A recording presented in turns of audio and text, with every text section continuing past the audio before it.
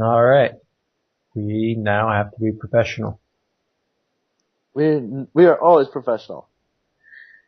Baby, you know you're the one for me. All I ask is you and me and her simultaneous loving, baby. 2 or 3. Ow! Come on. How's that for professional? Oh baby, you got what I need. And you say we just are friends, but I'll still beat you in the end. Oh baby, you. How was that? That was beautiful. I can totally tell why Mrs. is digging you. Of course. Claire, right? Yes, Claire. Yes, No, Claire. I'd forgotten. I knew you forgot her name as soon as you said the missus. But then I remembered. Good. Right. That's what matters in the end. Claire, you were momentarily forgotten, but always within our hearts. Always. Always. Alright, in any event. So, my good man, since we last talked, I think a lot of hockey has been played. A lot of hockey has been played. Some of it good, some of it bad, some of it fantastical. I think we should get right into the fantastical, which Gotcha. obviously is, how does that song go? I hear that song in my nightmares. Wait, what? I can't hear you over the Hawks winning. Now, if you're not angry, then it's not fun. I am angry. I'm silently angry over here. That's the worst part. I can't tell. I am angry because like I said, I hear that song in my nightmares and I hate it. The worst part is the song. Wait, I just had a vision of your nightmare. It's Brian Bickell dressed up like a clown with an axe in one hand and a boombox playing that song in the other. And it's all demented and shit. With like carnival, as like a carnival version of it? Yes. Oh my god. That is literally nightmares. That is my nightmare. No, it's the worst part about that song is it's so goddamn catchy. And then you hear it and then you hear it and you know it's awful and then a day later you'll be humming it in your head and you're like, God damn it, I don't want to hear that fucking song. Yeah. Yeah. It's frustrating. I feel that way about commercials that are primarily music oriented, and it's always either a car, a fast food, or a beer commercial. Yeah. Like the worst commercial I've ever seen was Chrysler using Led Zeppelin, because I love Led Zeppelin and I don't have a passion for cars and I loathe their commercials. It's like, no, you don't get to ruin that. That's not yours. That's fucked up. Right. You don't get to ruin that, Chrysler. Led Zeppelin belongs to all of us. Fuck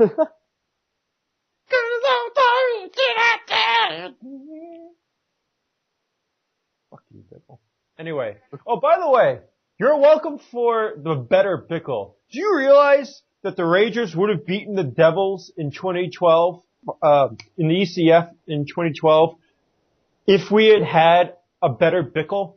We were a shitty Bickell away from dropping a nickel on Marty Brodeur's ass and taking out Jonathan Quick. And then the Kings, they don't win their cup. No. It's Rangers, baby. Rangers would have won the cup if only we had a better Bickell. Wait, which Bickell do you have? Stuart Bickell? Yeah.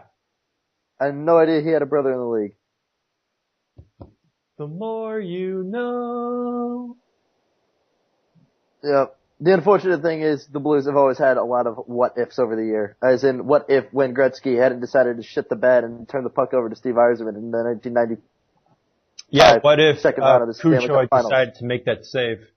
Yeah. What if Bobby Orr didn't fly? Exactly. All that shit. What if St. Louis hockey wasn't a tradition of losing? Exactly. What if we were the Red Wings and the Red Wings were the Blues? Huh? What then? Well, I imagine you'd be an asshole. I imagine I would be fantastic because we'd actually be winning, and I'd still love the game as much. Aren't you also a Cardinals and Rams fan? I'm a Blues fan first. Okay, that's like I will choose a Blues preseason game over a Cardinals postseason game 9 times out of 10. You know, it's funny that you say that. We were talking off air about my Palisades WBL league, and right before my jersey at lunch this afternoon, actually, my best friend Chris calls me up and says, "You're gonna have to fake being sick on Sunday." I said, "Oh shit, you got tickets for the elimination game?" And he said, "Yeah, against the Flyers." I've only seen the Rangers get eliminated in the playoffs. Ooh. And I can't go. It was a surprisingly easy decision to make, actually. You know, the games are on at the same time at noon, and I can't renege on a commitment, number one, and number two, I have wiffle ball to play, which is a really strange sentence to everybody's ears, but you don't understand the league. But yeah, dude, I just chose whiff over watching the Rangers tap out the Flyers.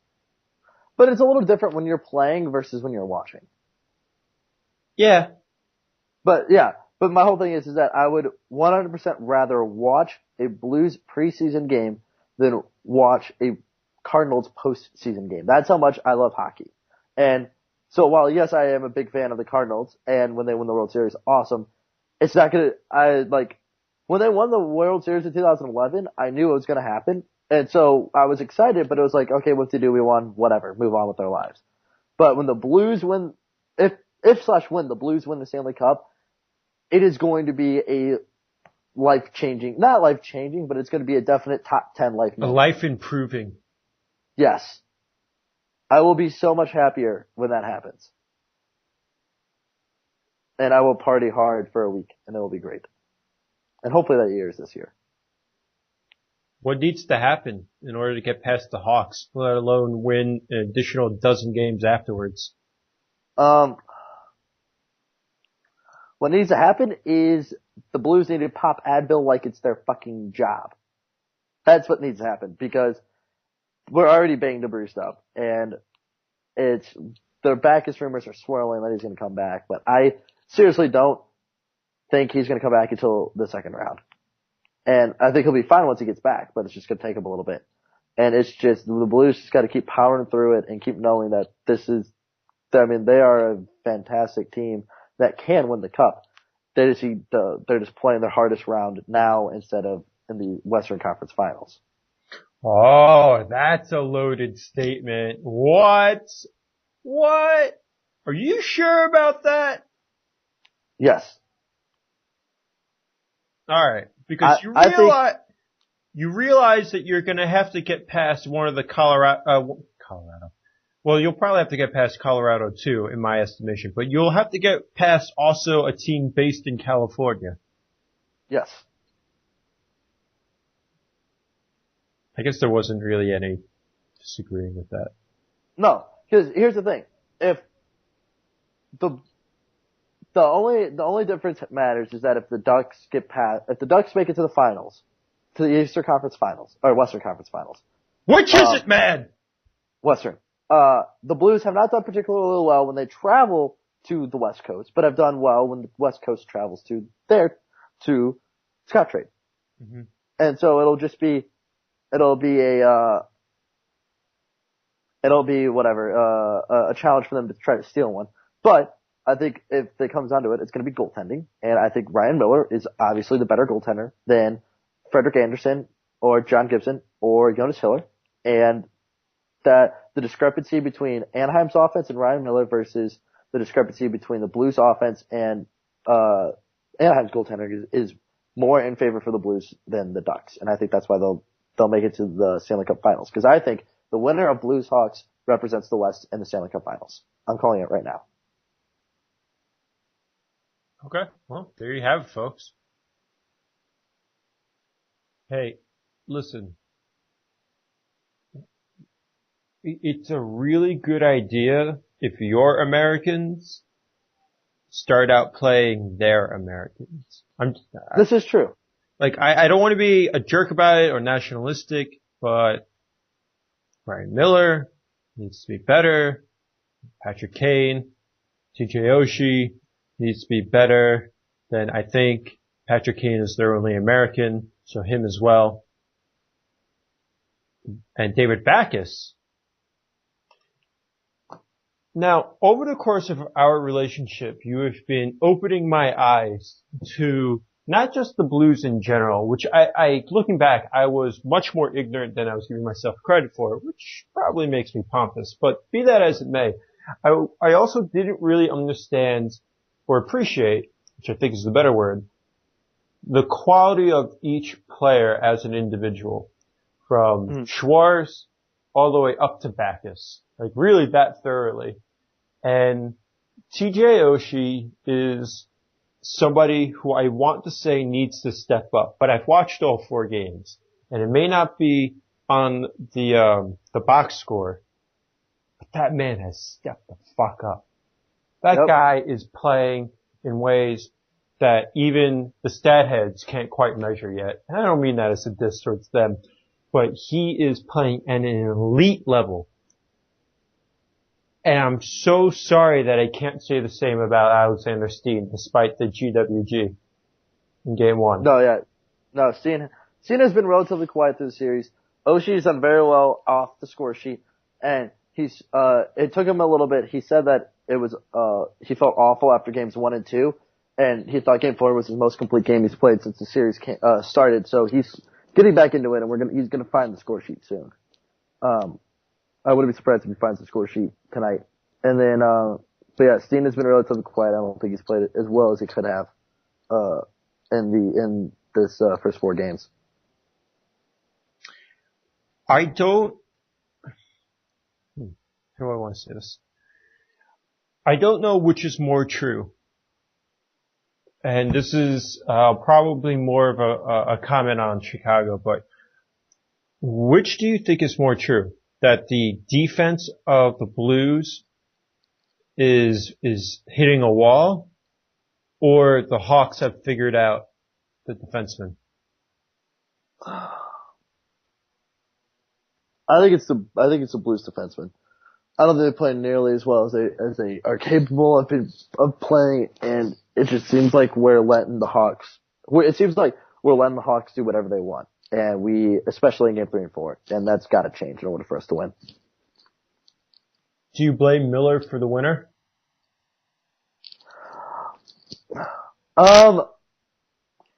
Kind of. And the reason why I say kind of is because Miller was obviously cheating over to the pass. And even right after Kane shoots it, you could see Miller make like a slight inch move over to his left, as a reactionary move. That being said, Kane had his spot picked out the entire time, and it wasn't a giant spot. It wasn't like he had a wide open net. Like, he threaded the puck right between Miller and the post in order for him to score.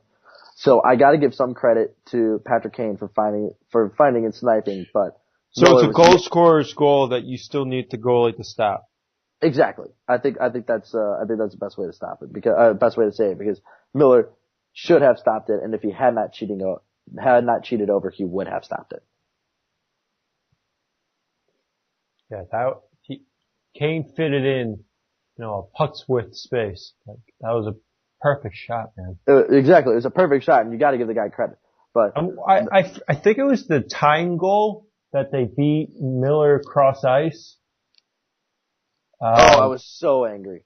But she was there. Did you see? It was off the top of his blocker. Like, I tell you, as a Ranger fan, Well, anytime you're rooting for the team that gets scored on, and the goalie is there, and it still goes in, that's the worst feeling of all, because you did your job, and it wasn't good enough because your glove or your pad or your armpit were misplaced by about 1.5 inches. Right. I tell you, in wiffle ball or baseball, when I bat and I foul it straight back, I hate that. I hate it so much because you so rarely get even one pitch in at bat to smack, and you missed it. Yeah. I think it was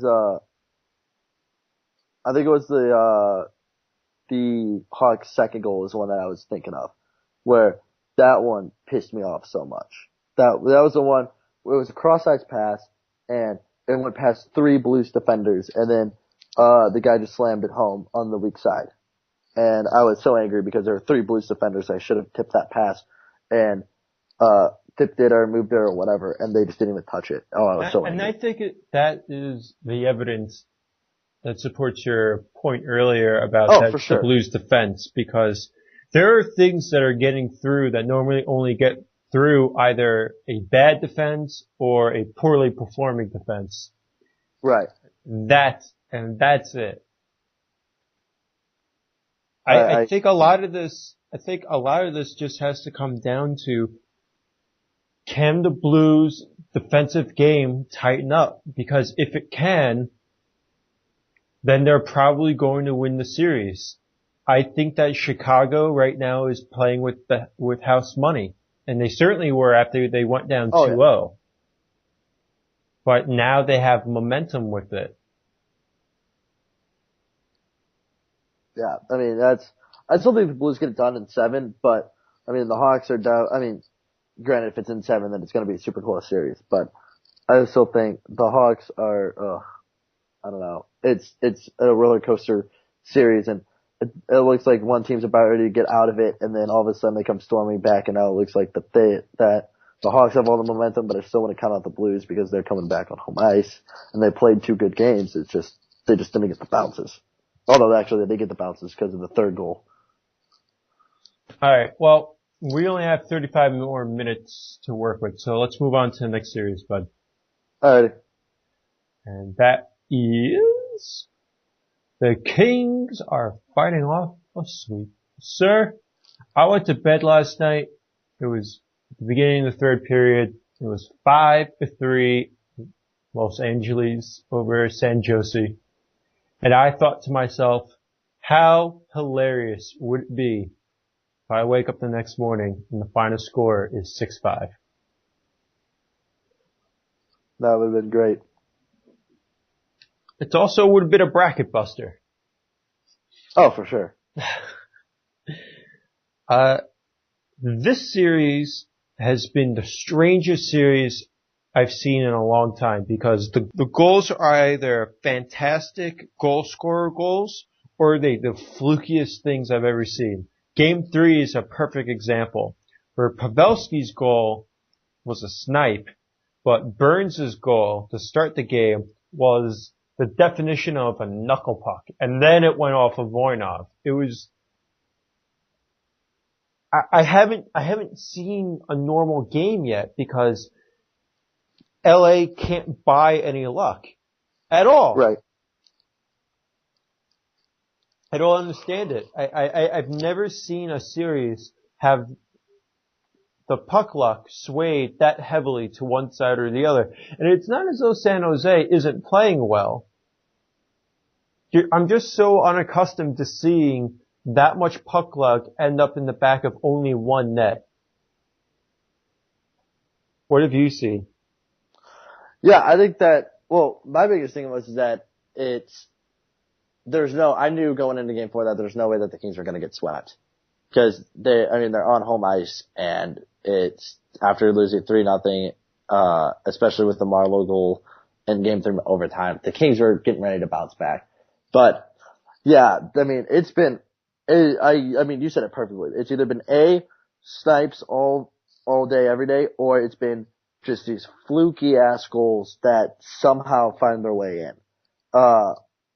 like, I know this is in a different series, but the Tampa's Lightning, the Lightning goal, gets Price where like hits the back of his pads and in. You know what I'm talking about? Yes. Yeah, like, those are the kinds of goals we're talking about. I can't think of one off the top of my head outside of the Marlowe goal, where it just it hit the LA Kings defender stick and just knuckled over quick. Mm-hmm.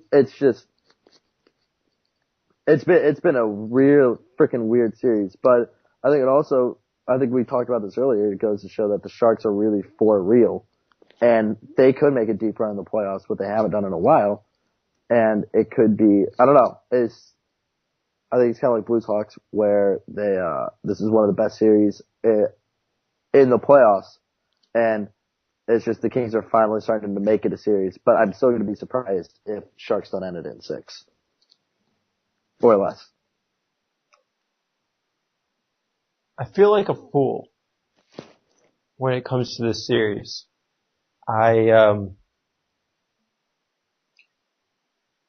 Coming into the season, I was really curious to see how the Olympics would affect the individual teams, and that certainly had an effect on my fantasy choices.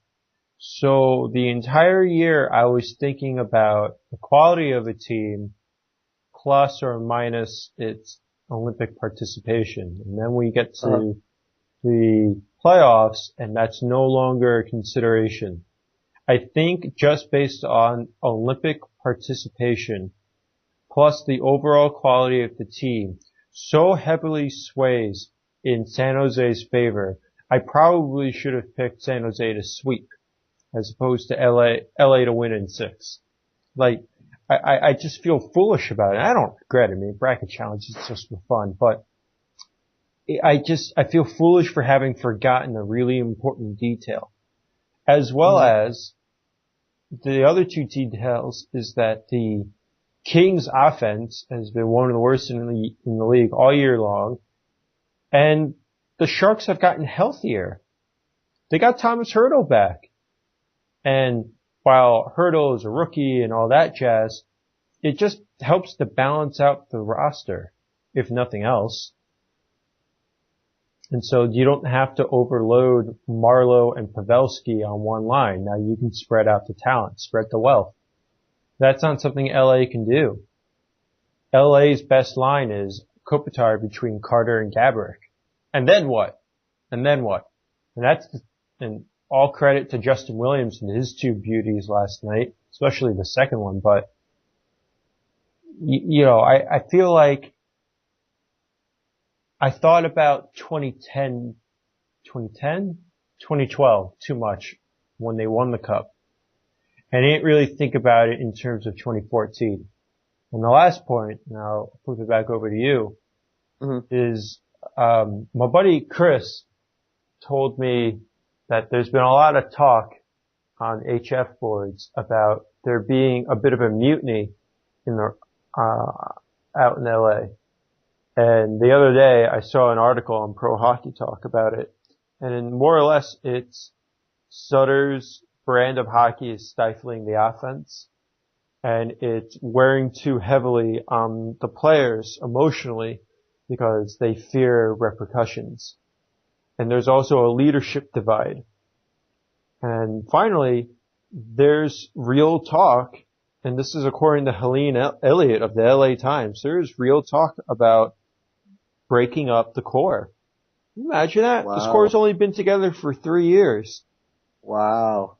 But if you exclude that detail and you try and look at it more objectively, like what if they accomplished over the last 3 seasons, and then how are they accomplishing this year?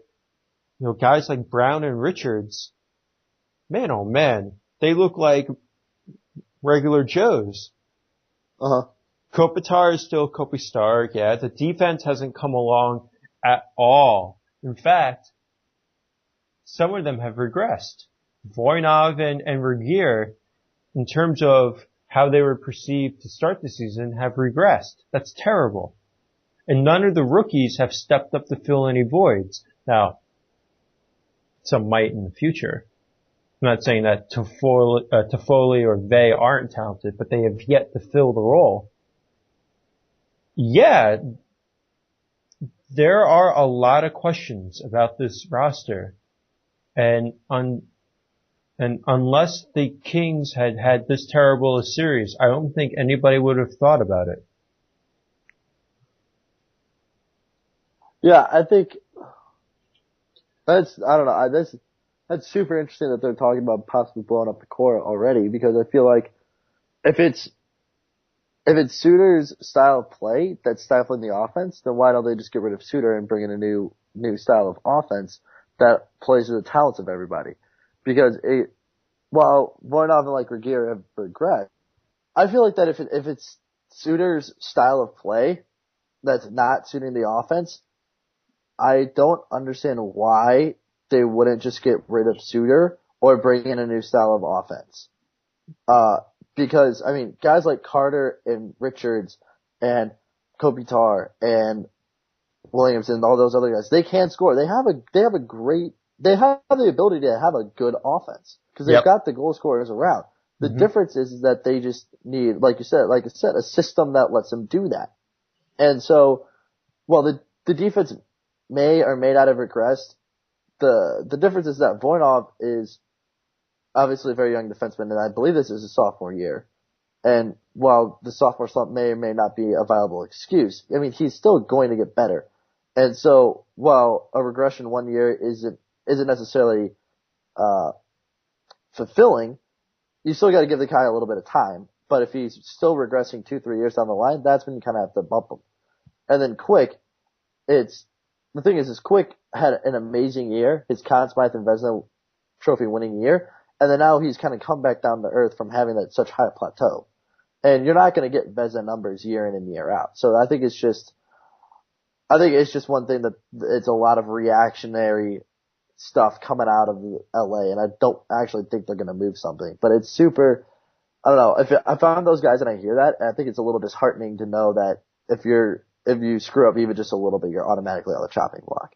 Well, I don't think that this is a little bit. I think that this is having the second or third worst offense in the league all year, and they rattle off the names that they just rattled off, or that you just rattled off.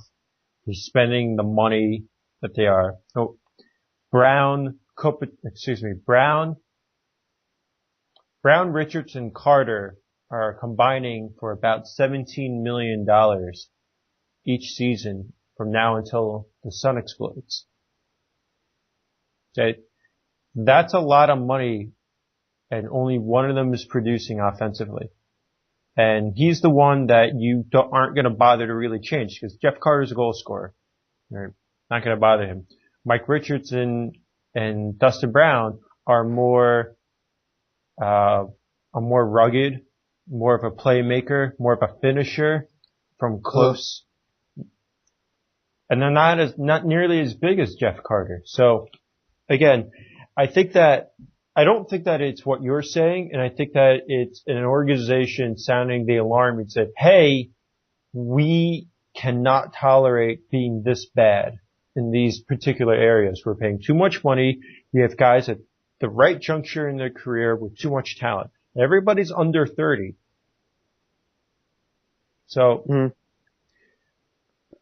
I think that we might see a new coach out in LA, but I think first, what we're going to see is, what we'll first see is Suter either deciding to make a change or a player trying to get out of LA. Okay. Then again, we're not exploring all the possible options very deeply, and how many options are there? Just like somebody makes a change or somebody leaves, right? All right. So moving on, we're gonna flip over to the East Coast. Eastern Conference. All right, we're gonna start with our favorite series. Yep. Columbus. I think the biggest thing is this just goes to show and is a big testament on how unclutch Marc-Andre Fleury is. Because yet again, we are seeing just how mediocre of a goalie he is. And when he won the cup back in 2008, I think it was. You're just going to show that this dude is not a solid goaltender, and I am not going to be surprised whatsoever if he is not in a Penguins jersey next year. Well, the tying goal that he helped create for Dubinsky to send it into overtime, I thought sealed it. That's what I texted Chris after it happened. So he just sealed his fate. Oh, for sure. And then the softie that he let up in OT was ridiculous. But I'm not a big fan of this stat, but I just want to demonstrate it's not as, oh no, they don't have it here. I'm sorry. I was going to talk about Fleury's wins. Career wins or just wins in general? I was going to just say the last few seasons, some of the wins. Alright, here we go. I was on Cap Geek before. Alright, so this season, 39 wins. Last season, 23 wins, and that's in half a season. Previous 2 seasons, 42 and 36.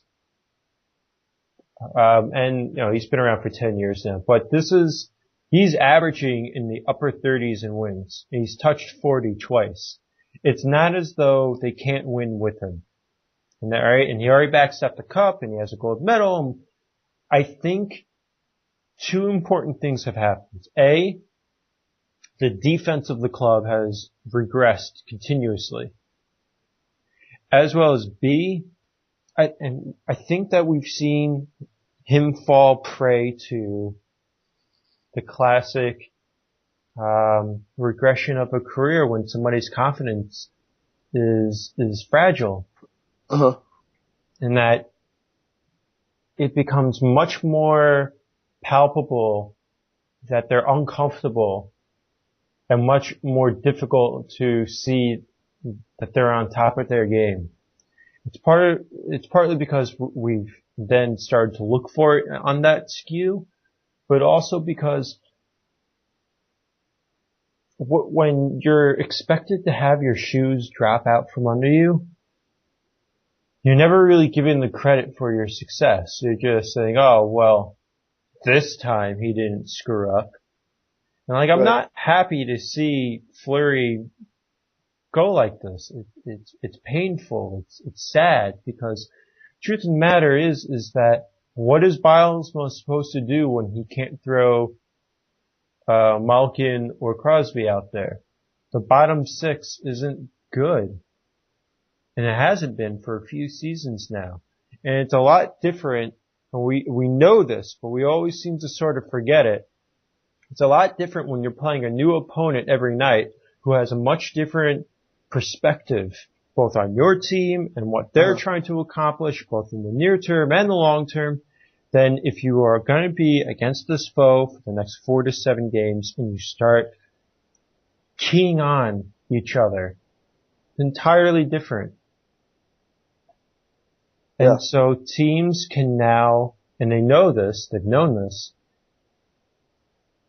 mitigate Malkin and Crosby and that part of the roster and pick apart the underside.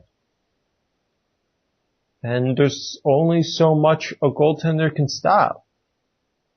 I do agree with you in that I definitely think that myself included has fallen under the, oh, well, this time he doesn't screw up, and we definitely flaunt his failures more than we flaunt his success.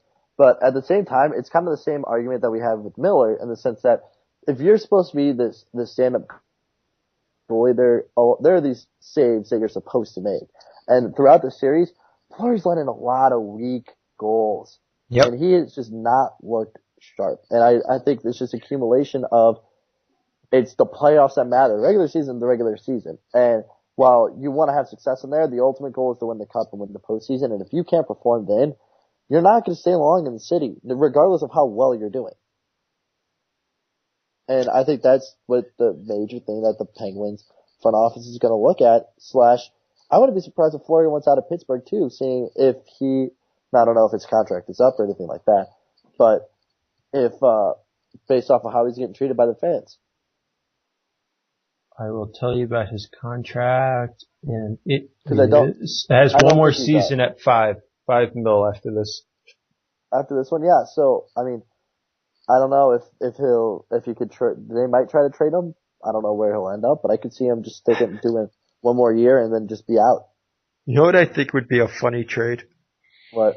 If somehow Edler and Kessler wound up in Pittsburgh for Fleury and then something or other. Jesus. I'm sure Vancouver fans would have a blast with that.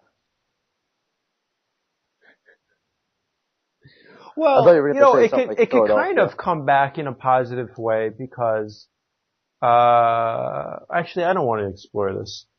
I look at those two rosters and I say you two could help each other. It just may not be equitable. Yeah. But I don't want to go down the mystery trade route. But I look at Fleury and all I see at this point is a cascade of misery.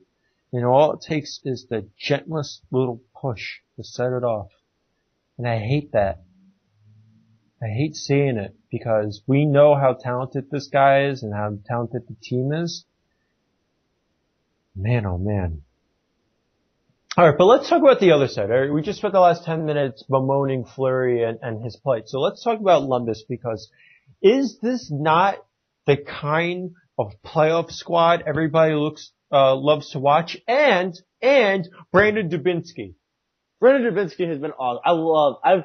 I've said this to a few of my friends now that I love Columbus now that they're out of the West and they're in the East. They are one of my favorite teams to watch. Mm-hmm. And this playoff series has been so much fun, and I love how everybody's just rallying around Columbus. It's so great. And just like that Dubinsky's overtime winner, not overtime winner, game tying goal, and then, Foligno's, overtime winner was just, oh man, it was so great to just see the reaction and see how bad Columbus fans have wanted this for so long. And also the fact that each losing team has gone up 3-1 and then eventually collapsed. That's happened multiple times in each series, except for the Tampa series. Yeah. Dude, Brandon freaking Dubinsky should have been in Sochi. You know what doesn't happen if Brandon Dubinsky is in Sochi? What? Misery! American misery doesn't happen if Brandon Dubinsky is in Sochi! That gold would have been ours. Or at least we would have kicked Canada's ass! God! I say that retroactively 3 months later. Right.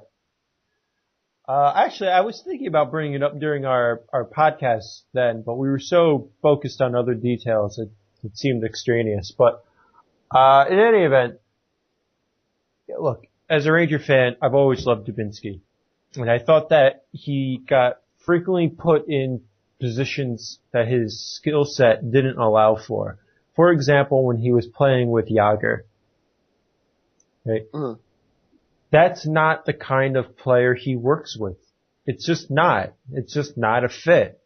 If anything, he fits with this particular Columbus team, which is straightforward, hard-nosed, and gain a lot of speed and rip it. Yep.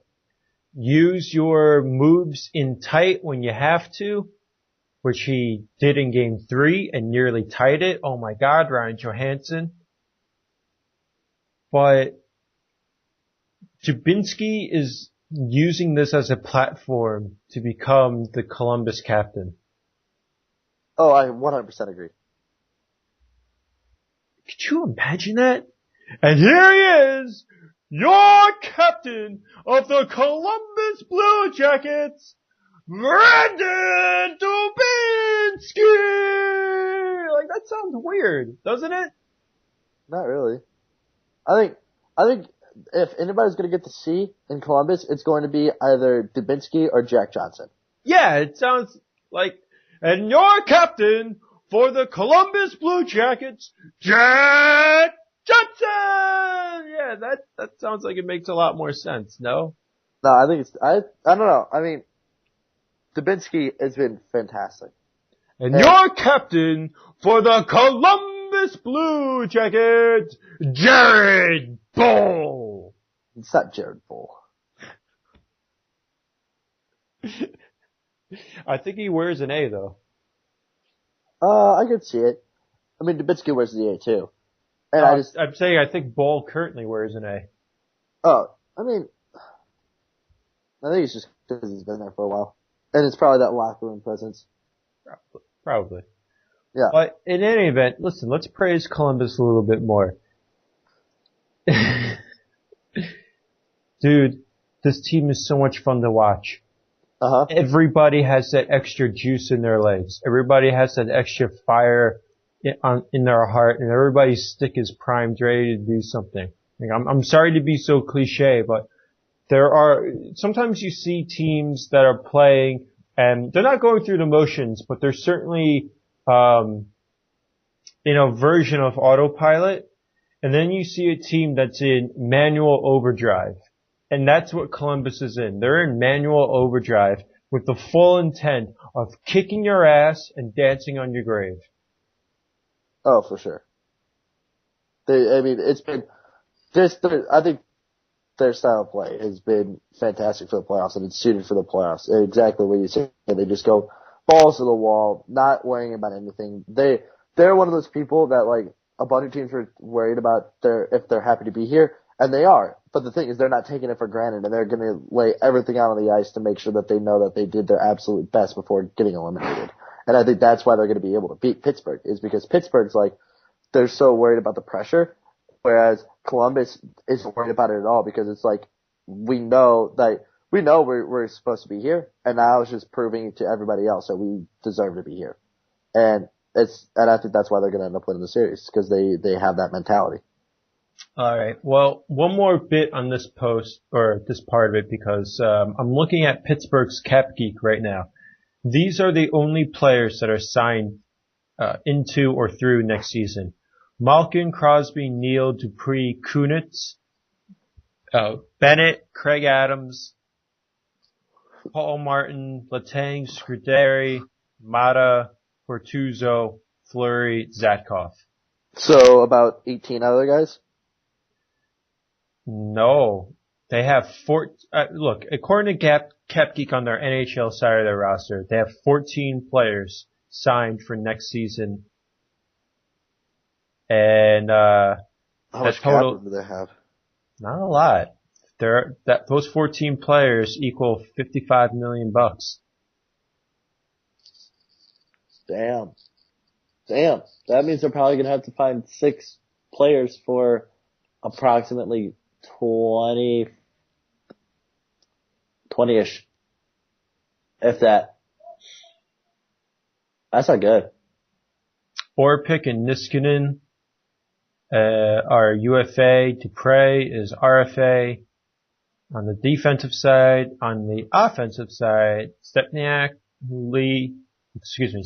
Jokinen, Gotch, and those are the 3 noteworthies that are UFA, and Sutter and Megna are RFA of notables. I think Niskanen and maybe Orpik and Jokinen are the 2 or 3 that I think would most likely come back. Otherwise, I think everybody walks. No, Orpik is done unless he's willing to take a pay cut. Did you see the way that he got twisted around? No, I did not. Oh man. Whoop! As Chris Berman would say. All right, let's move over to the Rangers. All right, I'll let you start it off. It's your team. Oh, it feels so good! Yes, it does! Yes, it does! It feels so good because the Rangers are beating Philly. Yeah! Very well put. Thanks, buddy.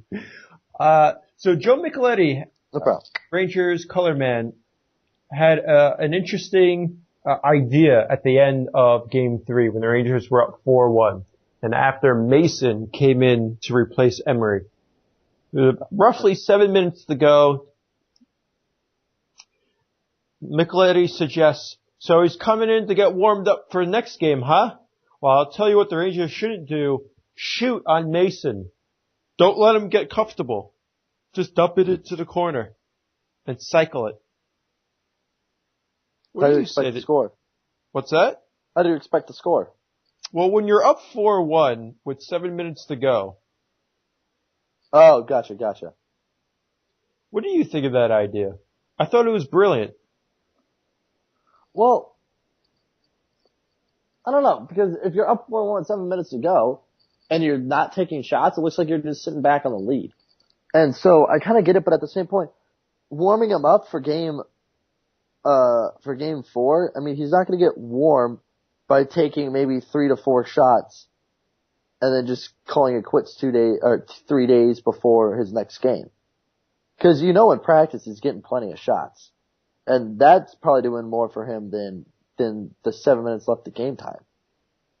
So I don't know. I don't think it's that big of a deal. Just cycle the puck when you're up 4-1 on a new goaltender. Okay. That's a fair point too. So do you know who's starting tonight? I've been trying to find if it's Emery or Mason. I think it's Emery again. Well, according to Daily Faceoff, the confirmed starter is Steve Mason. All right, there it is. Well, Lundqvist is unconfirmed. Broad Street Hockey also says Mason. Well, kind of like why Gustafsson was in last night for the Red Wings and why he'll be in again for the Wings. The Henrik has to be horribly sick in order to not play. Oh, for sure.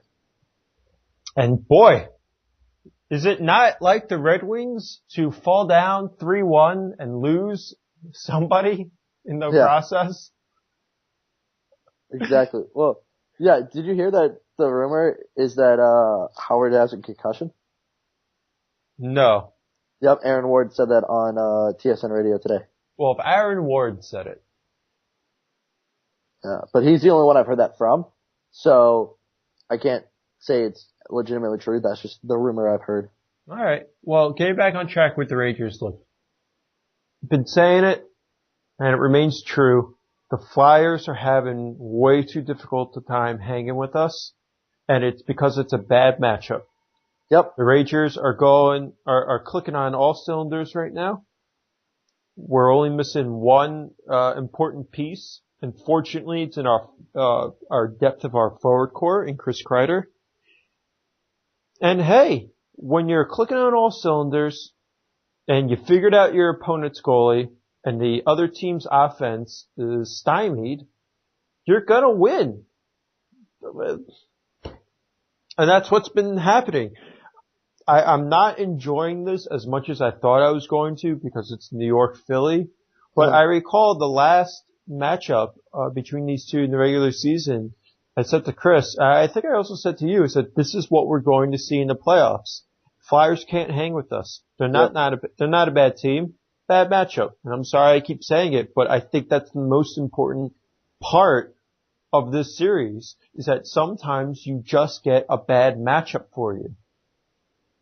Oh yeah, I think that this is a series that a lot of people liked on paper because it's Flyers and Rangers and the games could get nasty and it could be a good playoff series. But yeah, I feel like this is just not a good match, especially with Steve Mason out. Just the Rangers are way too much for the Flyers to handle, and it's showing definitely as the series goes on. Here's what I'd like to see out of the Rangers the next two games.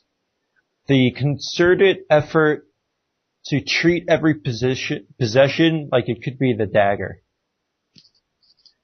I think that this is a mentality that you need when you are close in a series, and at 2-1 you are,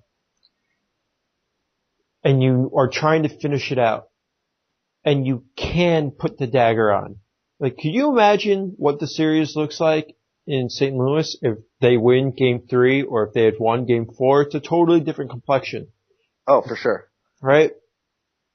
The Rangers have the opportunity to be in that position, up 3-1. You always want to be up 3-1, but you can't always do it through war of attrition. sometimes you gotta take it to the other team and not let up. And I think the Rangers can do that. Is that what we're gonna see? I mean, probably not. That hasn't been their MO all season, but that's what I would like to see. Yeah. I think that if the Rangers win by, let's say, the Rangers win by 3, not including an empty net goal, not including an empty net goal, I think Rangers win in 5. I mean, they're at the point where this series could get out of hand real easy. And the big thing is that even if the Rangers only win by 1, I think the Flyers still could push them back and surprise them a little bit. But the whole point of Game 4 for the Rangers needs to be just deflate their spirits and just let them know that series is over. And I think that's pretty much it. Well, if they do that, the series is all but wrapped up. Yep. I can't put it any better myself. Like you said, using the St. Louis series, it was, if the Blues win Game 3, it's the same sort of mentality. Chicago's like, there's no way we could come back 4 straight. And then, or if they win Game 4, they ride the momentum from the overtime win into Game 5, and it's the same thing. It's just, it's the dagger. If the Blues would have won in overtime, it could have been the dagger. What do you expect from Carcillo for possibly his last game in Philadelphia this season? Nothing much. I don't think he's going to score again. He might have a couple of good hits and he might kill a couple penalties, but I don't think he's going to find the score sheet tonight. As much as I'd love him to, I don't think he will. Yeah, that's what I'm thinking too. But I think he might get into a fight.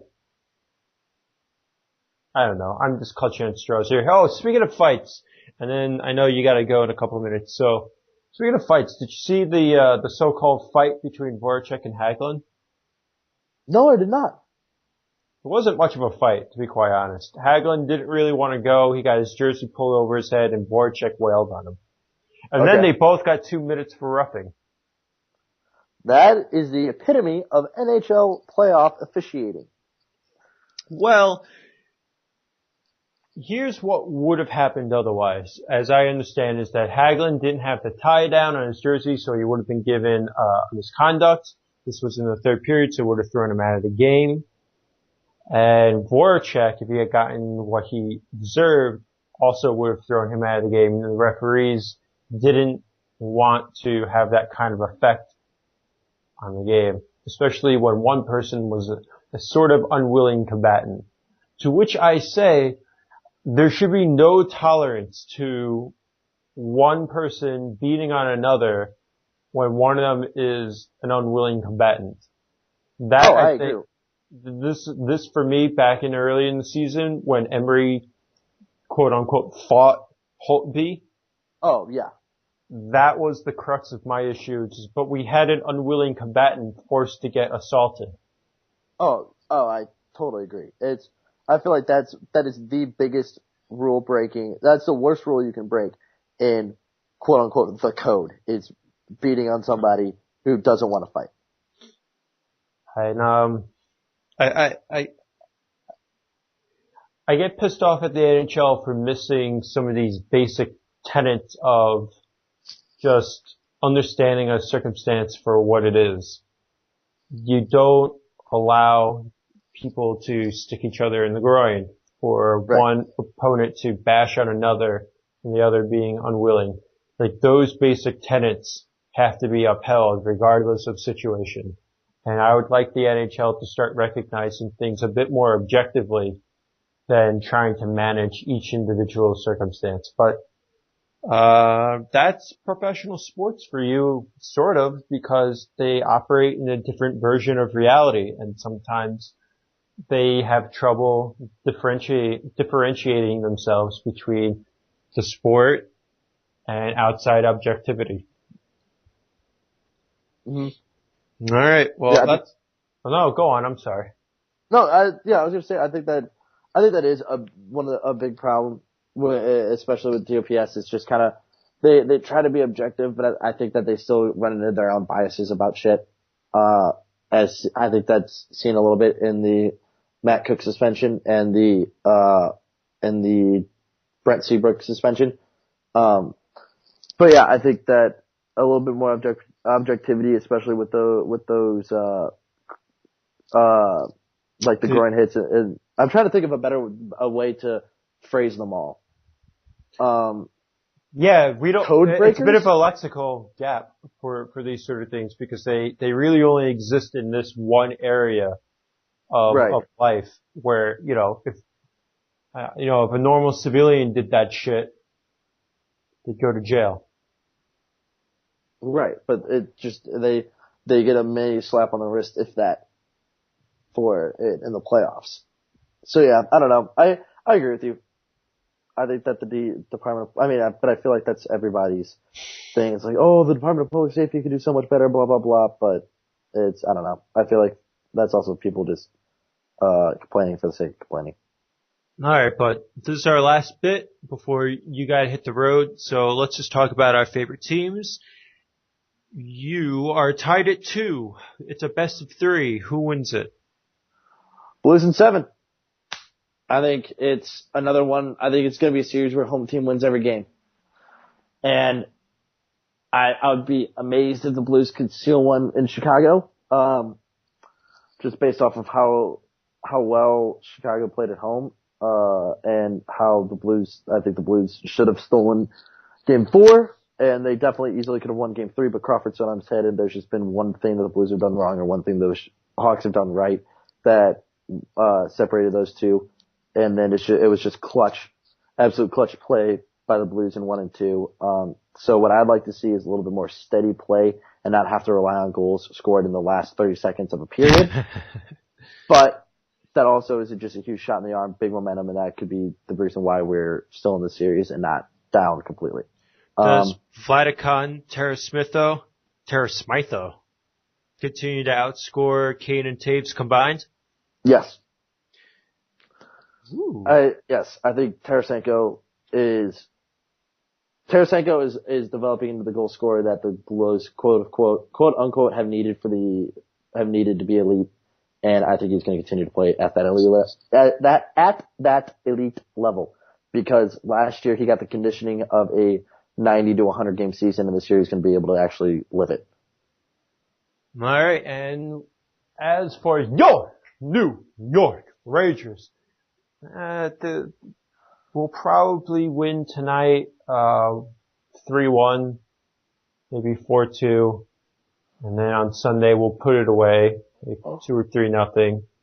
And it's not that the games aren't going to be interesting, it's just going to be more of the same, where one team is clearly outplaying the other as hard as the losing team tries.